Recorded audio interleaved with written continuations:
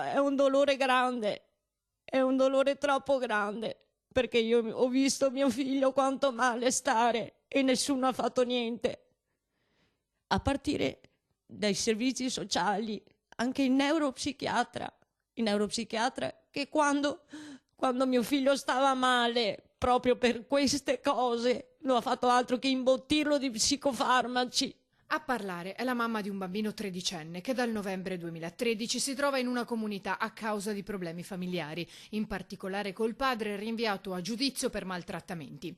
Tempo fa la donna ha fatto una terribile scoperta. L'ho scoperto circa un anno fa e in un momento disinvolto di mio figlio, quando è venuto a casa il fine settimana.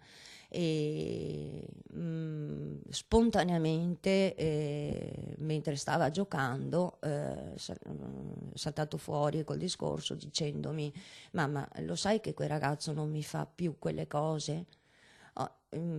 Io ho voluto entrare nel merito, capire quali cose. Il figlio avrebbe raccontato di aver subito abusi sessuali da un ragazzo di 3 anni più grande, anche lui ospite della comunità. Purtroppo sono venuta a scoprire che era una cosa che effettivamente era successa, ma non una volta soltanto, era successa negli anni. A quel punto la donna ha presentato denuncia ai carabinieri e qualche mese dopo altre 2, a distanza di poco tempo l'una dall'altra, alla Guardia di Finanza, che a sua volta ha presentato il materiale alla Procura dei minori.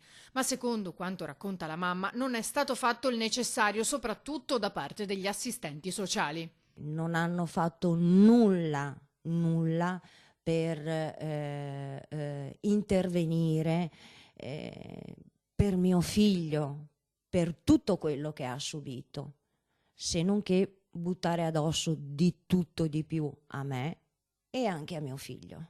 In concomitanza, racconta la donna, il ragazzo che avrebbe abusato è stato mandato via, mentre attualmente è in atto un trasferimento in altra comunità del figlio tredicenne. Mio figlio ha sempre chiesto di poter entrare, di ritornare a casa. Quello che mio figlio ha chiesto, voglio che si verifichi. Mio figlio deve venire a casa con un buon supporto psicologico. E non è mia intenzione lasciar perdere tutto quello che ha subito. Io mi sono ripromessa che a qualsiasi costo qualcuno dovrà passare sopra di me, ma la verità viene fuori, deve venire fuori tutta, in nome di mio figlio. Solo questo chiedo, solo questo.